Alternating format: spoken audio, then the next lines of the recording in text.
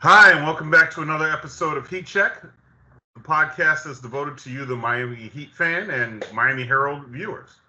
My name is John Devine. I'm the executive sports editor. With me is Anthony Chang, our Heat beat writer, the man who's there all the time.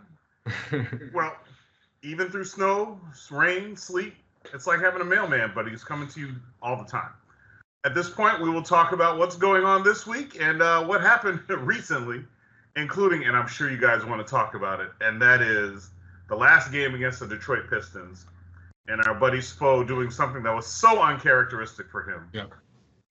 Do we give him a pass for it? It's a one-time brain lock. You want to explain how this whole thing happened? Nobody's perfect, right? People make mistakes. It's probably the first time he's outright cost them a game in his 17 years as Heat coach.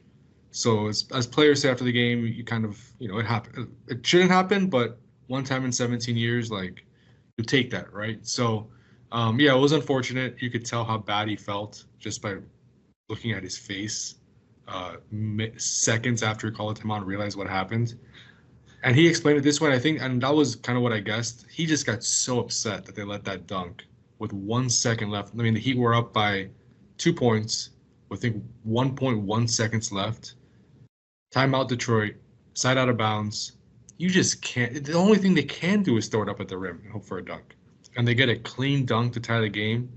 And Eric Spoelstra was discussing that in the huddle before that play, saying, watch out for this dunk, watch out for the back screen. They're going to try to lob it to Durant. And that's exactly what they did, and the Heat allowed it. He got extremely upset and reactive and called timeout, because usually that's what you do after that, right? You call timeout because the Heat had 1 second left after that to, they can try to advance the ball and maybe just try to avoid overtime and score with 1 second left.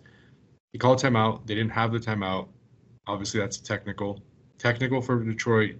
So they go up by 1 and they get the ball back with 1 second left. So there's really no time for the Heat to do anything. Game over. And it was unfortunate because that was one of the swing game of the trip, because you win that game, you're 2-2 going to these 2 games against the Pacers. You have a chance to not only get a winning trip, but just come back, just split these games against Indiana, and you come back 3-3. Not terrible considering how long this trip was and the quality opponents you had on it. But now you're 1-3, and you're just looking to avoid a losing trip at this point, right? So, it was a big swing game, big moment, big mistake by Spo. But look, nobody's perfect, and he proved that a couple nights ago. Well, let's backtrack to that play a little bit, if that's okay. That back screen, it yielded a dunk. But didn't that play look kind of familiar from the Heat's previous game? Yeah, it was pretty similar. It was a little different only because this was a lob, right? But the other one, they found Jovic streaking from half court pretty much, and he was able to get a layup. Right. But similar action where it's a screen, a miscommunication between the 2 defenders of whether to switch it or not. That hesitation allows that player to get open, and you just can't. You kind of, without being in the huddle, right? Who knows what the plan was, but you have to switch that in that moment. There's nothing else you could do. Like, Bam can't get over that screen in half a second to defend that lob. And yes, maybe the big mistake was because that the one who sort of switched was Terry Rozier. He obviously is not that tall, and either throwing it to Durant, even if Rozier switches it, he might not make a play on that ball. It might still be a dunk, right? So maybe the mistake Spo made was you have to have more size on the court, right? Maybe you put Khalil Ware out there. But then that comes with other challenges. So because if I'm not mistaken, Ware was pulled before that for Rozier, which was odd. The other thing is, and I know it sounds crazy, but considering how far away it was, let's say you leave Ware in and you let him guard the inbounds pass. Because Cade Cunningham, of all people, who you would think they would have him on the floor, or maybe they thought he could pass in and then get it back and shoot a 3. But, block the line of sight for that. If you block the line of sight, you make that pass more difficult. It's more difficult to pull that play off. Well, that's what Eric Spoelstra was asked after the game about what happened with Khalil Ware. Why didn't he come in? He looked like he was going to come into the game for that play. And he said they didn't expect Cunningham to be the inbounder. They thought he was going to be on the court, right, as on the floor, not inbounding the ball on the sideline. When they saw he was inbounding the ball, they were going to initially throw Khalil Ware on the inbounder to provide length and make the pass tougher. But once it was Cade Cunningham inbounding the ball, they were concerned about the pass back to him and having Khalil Ware in that situation, guarding Cade Cunningham. There could be a foul. Yes, he's tall and he's long, but he's a 20-year-old rookie too, right? So I think that was the fear of, okay, we're going to throw Khalil out there to make the inbound pass tougher, but then it's Cade Cunningham, and they can throw it back to him, and then all of a sudden you have a 20-year-old rookie on Cade Cunningham. So that's why they pulled him. Okay. I'm not judging you, Spo, in case on the very, very small chance that you're doing this. I'm just bringing up what people are going to ask. Yeah, of course. The second thing is, and we talk about that in Cade Cunningham. Khalil Ware has actually played more, which is one thing. And we look at this, and if you go in and you do the usual, hey, this is a road trip, this is where you're going to win, this is going to lose. If we looked into it at the beginning of the road trip and you told us the Heat was going to beat Minnesota, you would have taken it. Now, let's give credit to J.B. Bickerstaff and the Pistons. They played a heck of a game.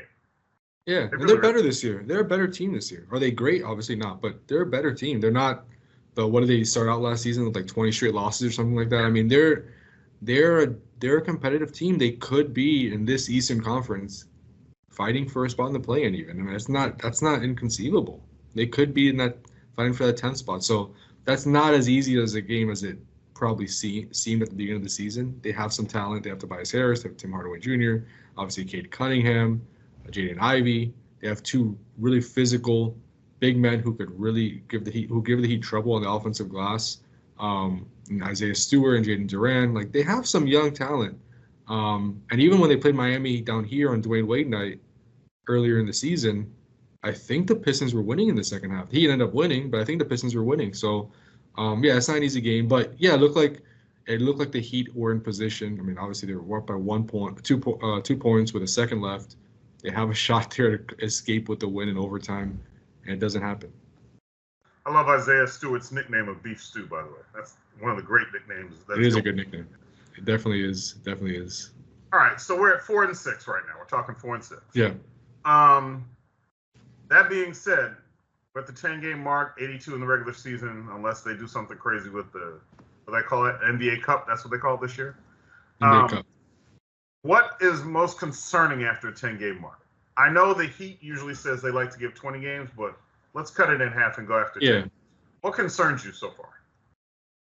That they're not really good at anything right now. Like last year, yes, it wasn't a great season, but they had a top 5 defense. Top 10 defense for most of the season, then they made a late push to be a top 5 defense. Right now, they're just a middling team. I mean, it's not shocking, right? I think that's kind of what a lot of people predicted when this roster was coming back. Especially losing Caleb Martin, one of your top defenders, and the way the Heat were trying to lean more offense after their offensive struggles. The defense is going to slip a little bit. So right now, you're 18th best. This is entering Thursday. NBA's 18th best offensive rating, 14th best defensive rating, and 17th best net rating. That is like the definition of mid. Like just squarely in the middle. That's right in the middle. It's really not where you want to be. You kind of have to have a top 10 offense or defense to really have a shot to like win a playoff round at this point, right? And it's early, 10 games in, but so far we really haven't seen it. What is the Heat's identity? It usually is defense. I would say it's probably going to end up being defense again, only because they just don't have the personnel to be a top offensive team. And you saw it in Minnesota. They won that game with defense. Like they played really well defensively, forced turnovers. The zone confused Anthony Edwards and the Timberwolves. They weren't ready for it. And they won that game, what was it, like 95-94 or something like that? It was like 90s basketball. So that's going to be their identity again. It's just, can they be a good enough defensive team to lean on that night to night, other than once a week, and because it's zone, like that was a mostly zone game. Can they do it with man-to-man defense? They have the personnel for that. So to me, that's one of the most concerning things is we really haven't seen them be elite at anything yet, and that's not good. That's alarming. The second thing I would say, I'm gonna list 3 things, and then you could maybe discuss what you think is most concerning of these 3. Jimmy Butler, already missing time, has missed 2 straight games. We don't know his status yet for the Pacers games on Friday and Sunday. Sprained ankle, sprained it in Denver. There obviously was a huge conversation in the offseason from Pat Riley, all contract stuff, him needing to be more available. And look, you sprain your ankle, you turn your ankles, that happens. but it's not ideal that he's already missed 2 of the first 10 games and possibly more coming up. And when he's been on the court, he really hasn't been elite, right? Like his numbers are down, his finishing on the rim is down, his defense hasn't been as great. He's 35, right? So you kind of expect some of this decline, but you were hoping that contract year Jimmy would come in and be the Jimmy we've seen now for the last 3 or 4 years, but that hasn't been the case yet. And then I think the last thing I would say, this is kind of cheating, is 2 guys, but I'm going to lump it into one. Terry Rozier and Bam Adebayo are really struggling to make shots. That is not, entering the season, Spo said, Jimmy, Rozier, Bam, Tyler, those are our core 4. We're going to ride with them. They're going to lead us. And not only is Jimmy missing time, and he hasn't been maybe as good as many expected, but Terry Rozier shooting under 40% from the field. Bam really struggling to make shots. I don't know if it's field goal percentage in front of me, but I think it's under 40% as well. And that's for a guy who has shot better than 50% each of his first 7 seasons. So this is really uncharacteristic for him. Not a great start to the year. It could be, I expect Bam to shoot better because that's what history says, and he's a lot of these shots he's missing are kind of bunnies around the rim. But it's 10 games in now, so I think it's worth discussing. And yeah, I think the fact that Jimmy, Bam, and Terry really haven't met expectations so far, 3 of your core 4 guys, that's concerning. And the other thing with Bam is because some people will probably try to say, well, it's because he's taking threes. He's not taking that many threes. No, he's not. Where his percentage should be that much different. So just for you number crunchers, the thing that concerns me most, and Pat used to say this, like we're on a first name basis. Sorry, Mr. Riley used to always say, no rebounds, no rings. Yeah. And that was even back in the Knicks days and even in the Lakers days. And their defensive rebounding is not good. And when I say that, I mean in comparison to the rest of the NBA. It could be because they're smaller. Maybe Kevin Love coming back will help with that. Should. But yeah, they're getting out rebounded, And if you do that consistently, fewer possessions, you have to be borderline perfect on offense. It's either rebounds and turnovers. Yes, they made a concerted effort on, generating turnovers, but they're not getting as many possessions that way. And if you're not, and your offense is mid, if your offense is 18th in the NBA, then you aren't cashing in like that. So if you're not, that's the other problem. So maybe getting on the boards more will do it. Maybe more size will do it. Like we said, this brain lock from the Detroit game notwithstanding, I'm sure Spo's going to keep trying to dial up combinations until he gets it right. Now, yeah. Go ahead. Yeah, no, I was going to say, to go back to the Bam real quick, he's shooting 40.7% from the field. So a little over 40%, but obviously not great. Yeah, that's Allen Iverson range. Yeah, and he's 6'10". A lot of his shots come in the paint. He can't be shooting 40%, right? To your point about the rebounding, yes, it has been a struggle in some games. I still have faith that obviously Kevin Love's going to help, but I think that it will stabilize and they'll be a top 10 defensive rebounding team again. They haven't been a great offensive rebounding team in past years because they just don't emphasize that. They don't have the personnel for that. But they've been a very good defensive rebounding team. So that's been surprising so far. And a lot of those struggles have come, obviously, in that first game against Orlando was really bad. The 2 games against Detroit with Durant and Stewart, they have had no answer for those guys when it comes to rebounding. So they've had a few of those games where, I think they were like the worst defensive rebounding team in the league a couple of weeks ago, and now they're ranked 20th, which again, not great, but you could see, I think they're going to steadily move up as more games pass on because they have been a really good defensive rebounding team. And like you said, to your point, they need to be. They don't have the offense to overcome fewer possessions. They just don't. They need to be a really good defensive rebounding team. And that's basically their recipe, like winning in the margins. Create turnovers, commit low amount of turnovers themselves, be a good defensive rebounding team, don't allow second chance points. They need to win all those categories to win games because that's how they win games, in the margins. Because again, they don't score a ton of points. So yeah, I think it's really important. A really important point you make about that being an issue early on. But I would say I predict that they'll fall somewhere in the top 10 again in defensive rebounding just because they really emphasize that. And I think There have been a few outlier games there against really good rebounding teams. Now, I'm going to go first this time, just because I have one thing that's it. Yeah. And we're going to talk about what's been encouraging. And what's encouraging to me, this is not even on the Heat, but the fact that you take out Cleveland, the rest of the East is just kind of. That's on my list. Yeah. They're just all running in quicksand. On my list is the East is bad. Oh, good. So why don't you expound on the East being bad, because you're the expert here, and tell me what else you see that's encouraging. I know one guy who you're going to have to say. I can't leave it as the East is bad. I can't just leave it like that. Other than Cleveland and Cleveland's 13-0, obviously. I mean, they've been great. Boston 10-3, still I think the best team in the NBA. You have Orlando at 7-6, which they won 4 in a row without Herro, which is impressive. Other than that, those are the only teams above 500 in the entire Eastern Conference. Knicks are 5-6, Pacers are 5-6, Bulls are 5-7, Hawks are 5-7, Heat are 4-6. I mean, the Bucks 4-8, Philly 2-9.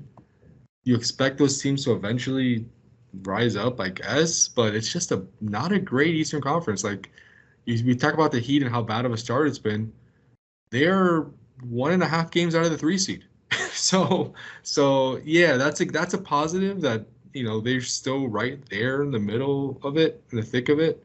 So yeah, that's definitely not encouraging, because the Heat have no control over that, but it's encouraging to the point of the Heat, even though they've had a slow start, they're still right there, right? Like, they're still right there, and it doesn't look like anybody, it doesn't look like past Cleveland, Boston, like everyone's just around 500.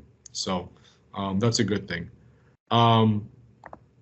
What do you think? Who do you think is the player I'm going to go to next? Is it encouraging? I'm guessing it could be Tyler Herro. It is. Because of those 4 guys that Pat Riley mentioned, one of them's playing out of his mind.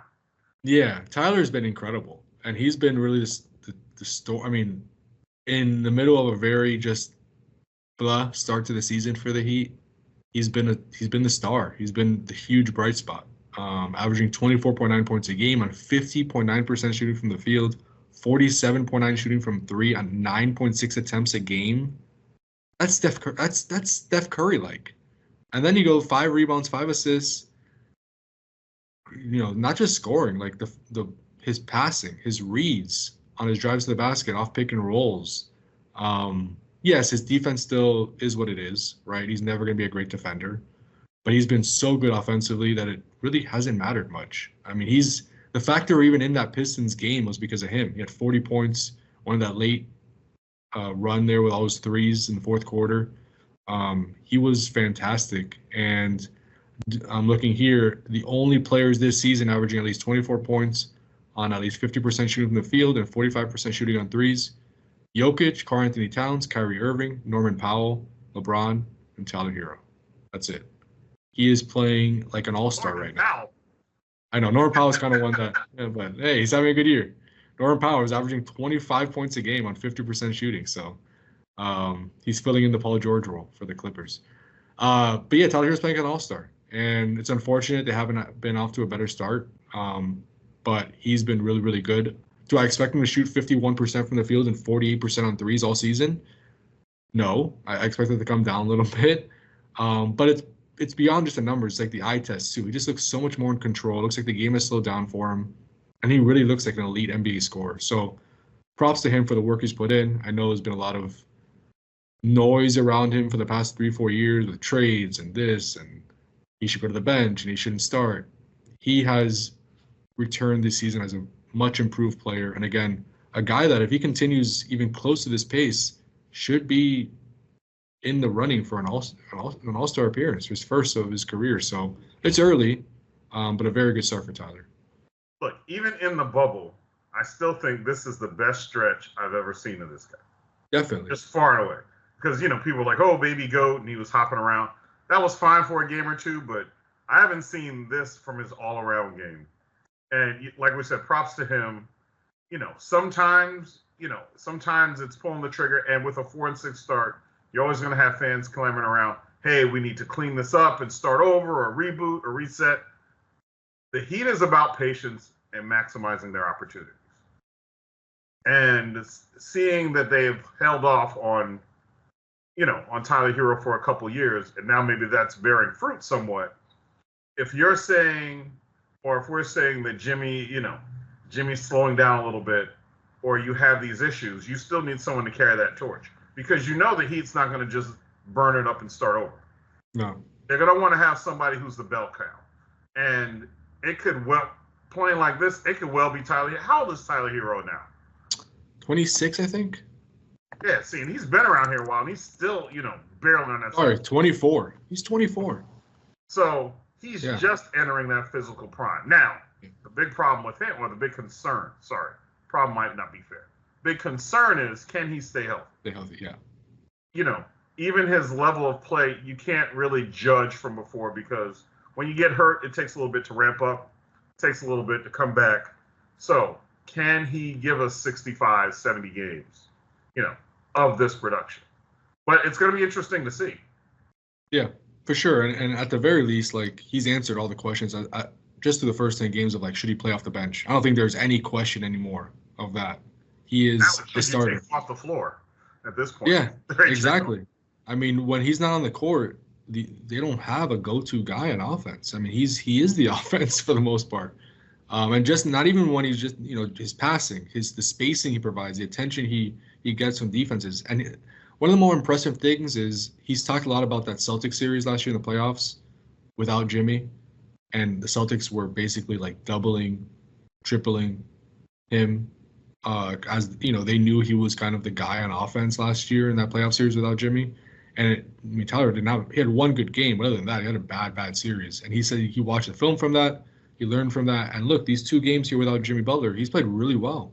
Minnesota is a very good defense, and they were sending extra guys at him all the time, blitzing him. He still had a very efficient. He had 8 turnovers, so can't say very efficient, but just from the field, shooting wise, an efficient game. He had a good, solid performance. Then Detroit, again, without Jimmy, puts up 40 points. He knows that he needs to score more points without Jimmy. He does it. So he's looked like, I don't want to say a different player because he's always been a really good scorer, but just a more complete offensive player, and one that is playing like the game has slowed down for him. And that's a very good thing for the Heat. It's funny you mentioned the Boston series, because that one good game that he had in the Boston series, his level of play reminds me of that. Of that, yeah, for sure. One game. Yeah, and he's done it all season. Yeah, he's again. I'm waiting. It's gonna happen, right? And I want fans to be prepared for this, because it's not like Tyler gets all these shots at the rim. He depends on a lot of threes. He's taking 10 threes a game.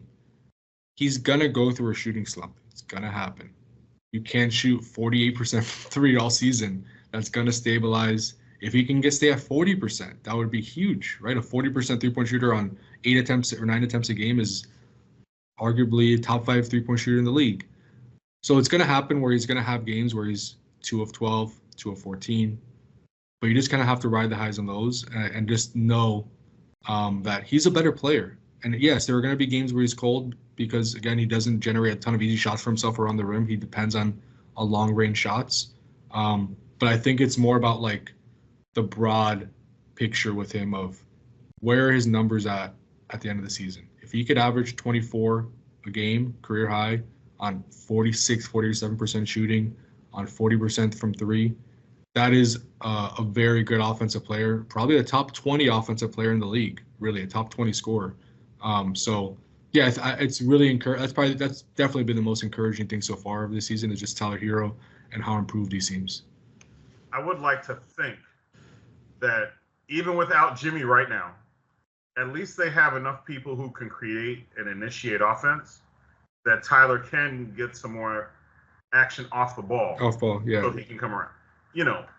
And I go back to that Boston series when you didn't have Jimmy. Before that evolution is continuing. It's continuing to evolve where they can get him the ball in spots where he can maybe catch and shoot, come off a screen, pin down. Yeah. It's not like dribble the air out of the ball, suck up 20 of the 24 seconds and make something happen. There's different ways of creating offense than just trying to split the whole defense. Yeah, and I think the fact that he's been receptive to that switch is huge. I mean, again, I think we should point this out too, that I kind of forgot to mention. It's a credit to him that he's accepted this change. He's playing differently. He's not taking many long twos anymore, which was a big part of his game for the first few years of his career. He's taking more threes, a few more shots at the rim, a couple more free throws a game, and that's resulted in a more efficient offensive player. That's not easy to do, to make that adjustment when you're a guy who likes these long mid-range shots. He's always talks about that's how he gets into a rhythm, those type of shots. He's not really taking them this year. He took the coaching staff's advice. He went to work this offseason, and he's returned a different, more efficient player. And again, he's also accepted the fact that to play more off the ball. Yes, he still has the ball in his hands a lot, especially with Jimmy out. But last year, he wasn't happy about playing off the ball. You talked to him, he was not happy, kind of passive-aggressive about it, did not like the idea of not having the ball in his hands as much. This year, he's accepted that. And I think the fact, obviously, it helps that you see the results he's producing. He's still scoring a ton of points. He's not just a catch-and-shoot guy. I think he sees that it works. So that's good, like, for his mental, like, approach of, like, okay, I made this switch, and it's translating into these great results, so I'm going to keep doing it. But again, credit to him for accepting the change and really getting better. Agree. So do you have, I know it's 4-6. Do you have anything else positive that you're looking forward to after 10 games? Yeah, the other one I was going to point to, just the play of the two rookies. I think have they been great? No, but they've been solid. They're probably going to be in the rotation here moving forward with Khalil Ware and Pelle Larsson. We'll see about Khalil Ware if Kevin Love returns to that backup center role. Maybe his minutes go down, but you obviously see there's a spot for Khalil with his skill set. It's just so unique for this team with his length, his rim protection, lob threat. They kind of need a guy. He's even made a few threes already. We've talked about it. They need that type of skill set for down the road, probably, even if it's not now. In certain matchups, certain playoff matchups, that's going to be important. Pelle Larsson looks like one of the top, better two-way players off the Heat's bench right now at this point. With his perimeter defense, he's strong. He can get to the rim. He can knock down an open shot. So it's been really encouraging. Their two rookies have played well so far. That's good. So yeah, those are my three encouraging things. The East is bad, Tyler Herro's good, and the rookies are good. Okay, so I try and pay attention to comments, not because if they say, hey, get rid of this guy, that's fine. But when I say just on what people feel about the team and the pulse of this team, yeah, you have obviously a significant portion, and I think it's, and there are fans that do this, it's win it all, contend, or bust. Do you think they still go? Do you think they're at the point where they should start thinking of making a move? They're still trying to see how it shakes out. Like we said, the usual benchmark's 20 games. Yeah. But do you want? And also, if you could tell them, look, there are significant hurdles with the way the NBA's finances are set up now. You talk about that second apron, which is really punitive, and you can't even combine salaries the same way. So Right. For those people who are looking to blow it up, just let them know there are some obstacles before you can even think about that.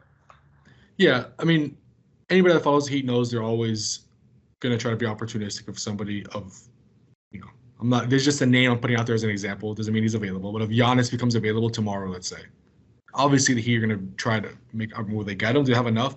Probably not, but they're going to try, right? So they're always looking to make the team better. But I do think, like, if something like that doesn't come up in the next couple of weeks, this is a patient organization. We've seen it now in the past 4 or 5 years. And even at the beginning of seasons, they usually, like you said, the 20-game mark is really the mark they wait for. We're 10 games in. So I don't expect anything imminent. But yeah, I think it's a possibility at some point this season. Why not, right? Like, this team is not perfect. If there's a way they can improve the roster, even if it's a marginal improvement, I'm sure they will try for that. But to your point about making trades with the new CBA, it is difficult. The Heat at this point can still combine salaries because they're not above the second apron. They're just under it. But they can't take in more money in a trade than they send out. So that basically means, like, and if a lot of these teams are first apron teams just like the Heat, so they can't either. So all of a sudden, if it's a two-team trade that can't take in more money than they send out, the salaries have to be exactly matching that they trade each other to the penny, which is almost impossible to do. So it's really hard to make a trade. Yes, you can include a third team in there that maybe is a room team that doesn't have those restrictions, and maybe that's one way you kind of make the money work in the 3-team deal. But it gets really complicated. It's not as easy as it used to be to make a trade. So yeah, I would I rule out a trade at some point? Definitely not. But there are definitely hurdles with the CBA. And also, who do you trade, right? I mean, if this goes bad, is Jimmy on the table with his player option next year? I mean, again, I think it's very early for that, but or is it a trade toward the bottom of the roster? You trade Jay Rich for maybe a smaller scale player that just helps off the bench. I don't know, but I think there are, Andy Ellisberg is one of the best in the NBA at coming up with deals that somehow work with the CBA. He basically helped create the CBA. So if anybody's going to find a way, he'll find a way. But as of right now, I wouldn't expect anything, next few weeks, just because this is a patient team that they always talk about that 20-game mark. Let's hit the 20 games and let's reassess. You mean we're not going to just go in that ESPN trade machine and see if salaries match up and just push the button? Yeah. That's fun. I love doing that, but it's not that easy. Definitely not that easy. Well, it's always something worth thinking about because there are people already clamoring for it. Yeah. I agree that, hey, and the patience is paid off. Look at the track record of, almost 30 years with Pat Riley. There's a reason that his name is being written on this court right now. Yeah. And for those who do remember, those old heads who do remember what it was like beforehand, it was not good. It just was not good. There's something to be said for consistency. And even though you've had a couple bad years here and there, and when we're talking like when Dwayne Wade got hurt and they ended up with the number 2 pick, what was that, 2008 or something? Yeah. But think about how many in between that there's been. I just don't think it's time to push the panic button yet because, like we said, the East is not good. And even we said 3 teams are above 500, and one of them is Orlando, and their superstars out. It's They're amazing that they've won. Yeah. But the odds are the law of averages will even out without Paolo Banchero. And on the other side of it, look, Philadelphia, maybe as they get healthy, that should improve a little bit. But they're still 500 and under. You include Orlando in there. There are only 2 teams that are significantly over 500. That's it. So the opportunity is there. Let's hope that the team that's currently constructed takes advantage of it. And if they don't, maybe the 20-game mark, there's still the opportunity where they can find a way to separate themselves from the pack. So fingers crossed. Week ahead. Anything of note for the week ahead that we should talk about? Oh, this will be a really important weekend for the Heat, I think. Again, it's only game 11 and 12 of the season, but you don't want to come home with a 1-5 trip, right? Sure. You got to. It doesn't seem like much, but just try to win one of the 2. Come back 2-4. Come back and then you play Philly on Monday, which is they have Embiid back. They have Paul George. They're a good team, but they're also struggling. There's gonna be the return of Caleb Martin, and then after Monday, you basically have an entire week off because they don't play again until Sunday. It's weird. Nice. Weird quirk in the schedule. So they're going to have some practice time, some time to regroup, some time to get healthy. So just try to win one of these. You can get both. Obviously, you come back 3-3. All of a sudden, it's not a bad trip. If you can win one of the 2, beat Philly, and then have that week to reassess and regroup and then kind of come back refreshed 6 days later to play your next game, I think there's a really kind of important 3-game stretch for the Heat in that regard. Well, let's see what Spo and company can cook. I think we are good. Join us next week. We'll think of some topics with that long break in between. But we'll find some things to take a look at because it may be more stat-based, but we're going to find some stuff that we'll talk about. We will be monitoring the stories. I like to monitor comments just to see what people are thinking. So if you have something, Anthony, his email, he also takes emails. He also does occasional mailbags, if I'm not mistaken. Yeah. We will try and answer as many questions as we can and answer what you guys are talking about. So stay tuned with us. Read us at MiamiHerald.com. You can read us in print. Follow this podcast. You can ask questions in all of these outlets, and we will be happy to get back to you, and we will do our best to fill in the blanks that we can. So until next week, I am John Devine. This is Anthony Chang, and we will see you around at Heat Check next time.